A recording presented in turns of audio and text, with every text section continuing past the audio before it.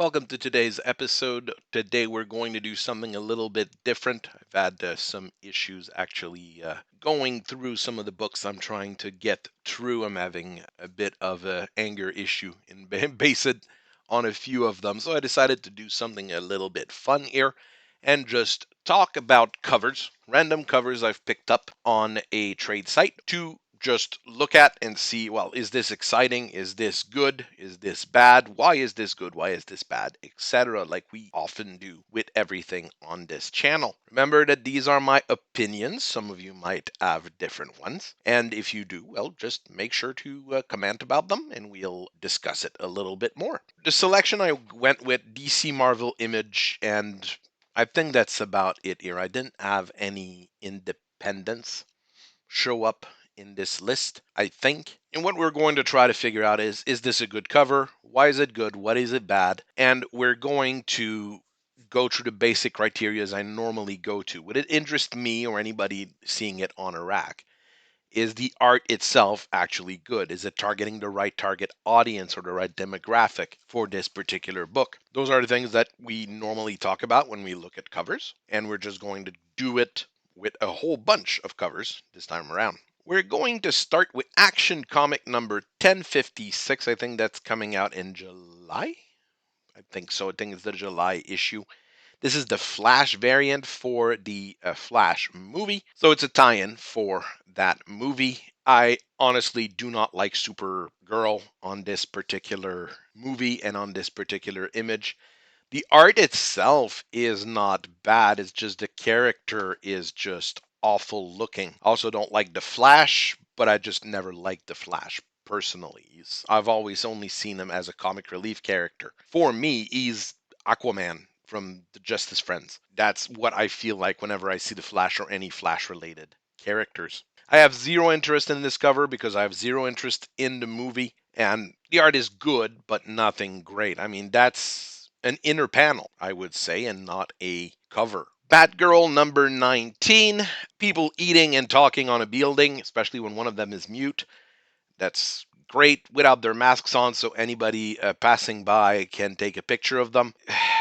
This has been actually ongoing for a lot of comics. I've seen that year. People talking and eating around dinner tables and all sorts of things is common in the books. If they start putting it on the covers, it'll get even worse over time. Again, the art is average at best. I wouldn't say this is good or even top notch. This is not what I would think of as cover material. And I have no idea who the target audience for this is. I mean, if you like Batgirl, you like Batgirl as an action hero slash detective, not as a chatty mean girl. Once again, this is something I really have no idea who the target audience is. Brave and the Bold number 2. This one, however, is really good. Yes, we've got a bit of a Liefeld effect here on Superman. He is entirely made of muscles, but it's really nice to actually see that. We've got here an action piece with a strong hero right in the middle doing superhero stuff. And this is the kind of thing that would drive me to buy it if I saw it on the rack. Any Superman fan seeing this would be excited about whatever story is in this book. Target demo of young kids, teenagers, young adults would be interested in it. Older collectors would also be interested in it. This is overall a very, very good and effective cover, and you see the quality of the art is that step up from what you'll have inside the book, like you should have on most covers. Same here with Detective Comic 1073. Pretty good one. Batman grabbing a random crook. It looks great. The color scheme is a little bit weird. I don't see Batman in red and purple very often, but this is an effect of the light. This is an effect of what they want to bring in there. So it does have that special look to it. It's a thing that would attract readers to it. And the background work here is actually really good, especially the gargoyles on that Gothic building on the left. This cover does everything we want it to do. Would I like a little more color and pizzazz? Yes, But that's not what Batman covers or Batman is all about. If you read a lot of modern Batman stuff, it goes that Dark Knight kind of way. Edge of the Spider-Verse #3. Oh boy, we've seen that one. You definitely have seen that one online. If you're on Twitter, if you're on 4chan, even on the dark cesspits of 4chan, you would see it. I've seen that. Almost all the big YouTubers covering comics have looked at this one. Ugh. So we got another Spider-Folx. Here, I think it's supposed to be a non-binary they them.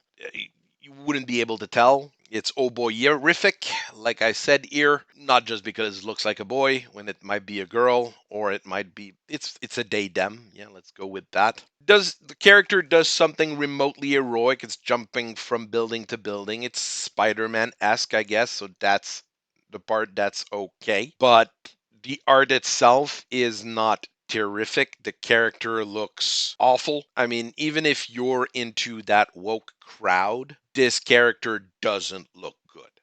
Okay, it's a combination of mechanical things and spider things and that horrible haircut that all characters end up having nowadays to say that they're a tough girl. It doesn't work. You would get this book if you're desperate. Okay, you want all these Spider-Man books to put them in your long box as a good Marvel Stan robot. That's about it. There's no real reason to get that book from that cover, at least. And the story is also apparently not that great in Edge of Spider-Verse. So yeah, fun. Then we go to a complete opposite with Gunslinger Spawn #21. This is something special. This is one of those covers that I would say is remarkable. It's the composition here in this one, which makes it real good. I like Spawn as a character, but not terribly much. I mean, I'm not a huge dark, anti-hero kind of guy. Or when I do, I like them to be a bit more comedic on the side. But this one here, at least this cover would get me to buy this book. And about the only reason why I wouldn't is because I would see Gunslinger Spawn #21 on the cover. Those are actually hard to get. I've been looking at a few different retailers. A good copy of Gunslinger Spawn 1 is expensive for a modern comic that is really weird. So if I wanted to get Gunslinger Spawn 1 to 21, probably would be close to 200, maybe $250 for good quality ones from known resellers. Not the easiest thing to get. But here, this cover, we've got a central character doing what he does best, which is gunslinging. He's Gunslinger Spawn, after all. And the explosion of light from that broken stained glass is beautiful and not over the top either. It is the light breaking in, probably to punish the evil that is within. This works really, really well. Predator #4. So here we have the opposite. This is extremely boring as far as a composition go. You've got minimum colors. The background is uninspired. The characters themselves are somewhat uninspired. I don't like that bony armor on the front Predator. I mean, the Predator armors I remember were more colorful and more tribal. They had a very good look to them. So this here is not something that would draw my eye or draw my attention. This cover also reminds me that the Alien Queen is an evil Disney queen at the moment, which is always hilarious whenever I think about it. World's Finest #16 swimsuit cover. That one's a little bit weird. I'm okay with beefcake covers. If cheesecake covers exist, beefcake covers have to exist as well. But this one here is not that well done, which is what is a bit annoying here. The quality of the art itself is average. I mean, I've looked at cheesecake and beefcake covers over the years and cheesecake and beefcake art over the year. You don't have to go all the way Frazetta for it, but it's actually not a bad idea to go with these kinds of extremes. Here, the quality itself of the faces is where I'm really troubled. The bodies, the proportions are okay. The positioning is not that great with the muscle, but it's not awful. But the faces really kill it for me. And it's where the problem really lies. I'm not sure either why Batman has a bat symbol in chest air on his chest, and Superman doesn't have an S, in chest air. That would be logical if you did one, do the other. Your target audience of young boys and teenagers won't be interested by this normally, and women are not the biggest buyers of Batman comics either. So I'm not sure who the target audience is for this. Talking of lower quality, Wonder Woman 800 swimsuit edition. I said that you should be okay with cheesecake if beefcake exists, and you should be okay with beefcake if cheesecake exists. It would be nice to actually get cheesecake. Here, the art is awful. You have to try to make Wonder Woman and the other Amazons look bad, and that's what they've managed to do here. Target audience might be a little bit more into this, but even there, I'm not sure, because if I saw that as a cover, I'm not sure what I'd be getting in the actual book. Venom number 21. That's a cover that clearly tells me that this is a Venom comic. I mean, I clearly know what's going on. Outside of that, this is actually a really good cover, and you've got the callback with the characters and bubbles around it. You've got our main heroic character in the middle with the sword pointing at us. It actually looks really, really good. The thing is, I'm not sure if I was someone trying to buy Venom and I saw this cover, I'm not sure I would be buying it because this doesn't tell me Venom. There's not even like one in one of the bubbles, one of the Venoms. All in all, though, this is a good cover. So let's not dwell on that. Riddler, Year 1, number 5. Those are two of the covers that I found for it. I'm going to do them at the same time because it's the same principle for both of them. It's a very nice composition, and it's odd to what we're looking at. This does have that crazy conspiracy theorist kind of idea to it, that crazy detective idea behind it. It looks pretty cool, actually, because you do have a good chunk of colors in a lot of places.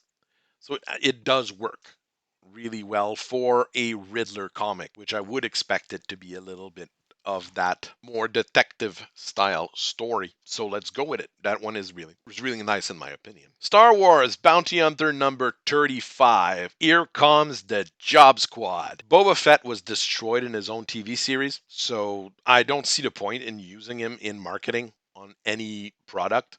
But then again, Star Wars itself is a floundering brand. Star Wars Bounty Hunters is not the worst of the brand. I mean, it's not the Old Republic, which is absolutely not selling. Bounty Hunters, I think I've heard people still getting it, and I've seen it on the racks. About the only thing that's attractive about this cover here is Star Wars being written at the top. Replace those characters with any other characters. It's the exact same cover. It's uninteresting. Does have a bit of dynamism to it. The art quality is a bit higher than what you would expect in the book, but I can't get excited by anything associated with Star Wars anymore. Unstoppable Doom Patrol number 4. This is a pretty cool cover for Doom Patrol, and it capitalizes on Invisible Man versus the Werewolf. I know it's supposed to be Negative Man here in the middle, not the Invisible Man, but the look we have here is that. It's that Universal Monsters kind of thing with the Invisible Man and the werewolves. Pretty good composition. The background works is pretty nice. It draws your attention really quickly. It would catch people's eye. This is overall a pretty good cover. Green Arrow number 3. This is a great Black Canary with an okay Oliver Queen in the back. Okay, it's a Green Arrow comic. With that cover, I would almost think it's a Black Canary comic, but it's okay. This is a pinup cover, of course. And like a lot of modern DC pinups, we have got that bit of an Eastern style to it, which is not a bad thing. In this case, it's an eye catcher as well. It's really good looking. So it works as well. And that's not the quality of the art you're going to get inside the book, which is sometimes a bit confusing. I'm okay with it because I know what they're going for. But it'd be nice to have these types of characters in that type of look for some characters every once in a while in the books, not just on the covers. And now we've got this one, Nightwing 105.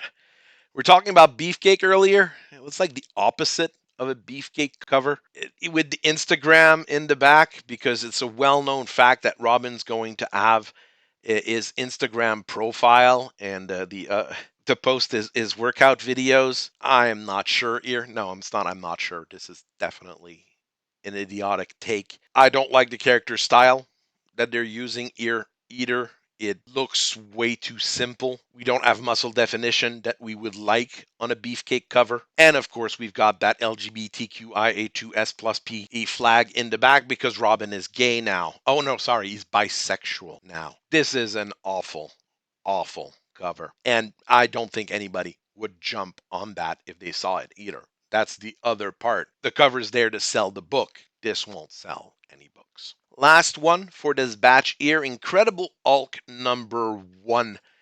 It's not a direct eye catcher. I grabbed that picture, put it in my folder, and used it for the video. The more I look at it, the more I like it.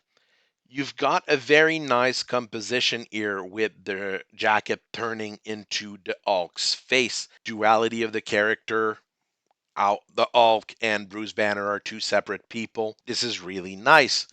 And this is something that it's hiding within him. Also, really nice. Old school lettering at the top. This is what I remember as the old Incredible Hulk logo. Really a good take at the top.